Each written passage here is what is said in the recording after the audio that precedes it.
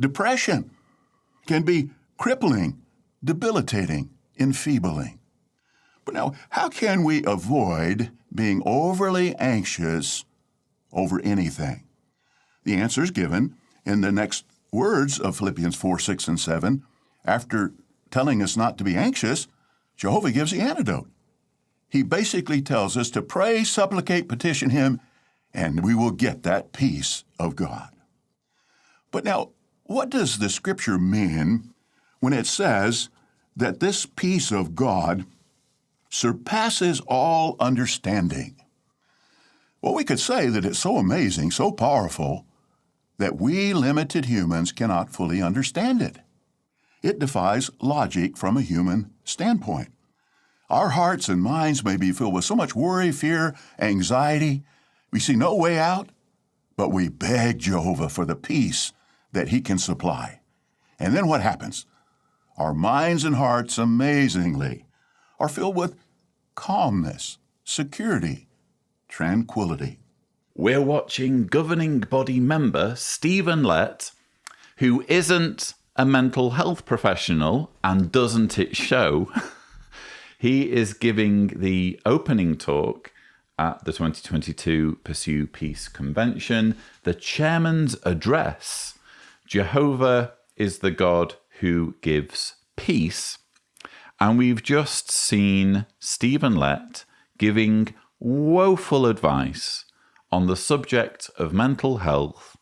Apparently, depression can be cured by praying. That's what we've just heard. If you are suffering from depression, if you are overly anxious, all you need to do is pray, and you will magically receive the peace of God. And I couldn't help but recoil or be triggered when Stephen Lett described the peace of God as defying logic from a human standpoint. It defies logic from a human standpoint. Whenever they use this phrase, human standpoint, it reminds me of the notorious article, the Watchtower 2013, November 15th, on page 20, 7 Shepherds, 8 Dukes, What They Mean for Us Today. In the concluding paragraphs to said article, it said, at that time, the life-saving direction that we receive from Jehovah's organization may not appear practical from a human standpoint.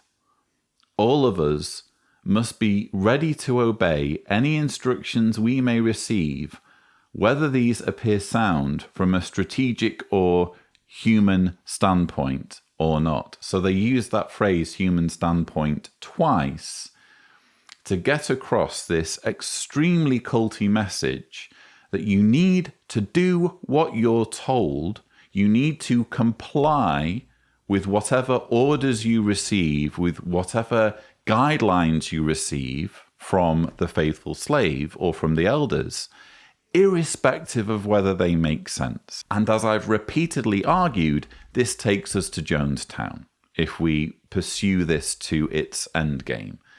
So I know that's not the context in which he was using this phrase. He was using this phrase to say, well, how can we possibly understand how profound the peace of God is? How can we truly understand its mysterious ways? That was essentially the way he was using this phrase. But I will always be triggered whenever they use this wording. It's almost as though Stephen Lett is conditioning the audience to get used to this idea that there are things loftier than they can comprehend. There is a wisdom from God beyond comprehension, beyond logical explanation from a human standpoint.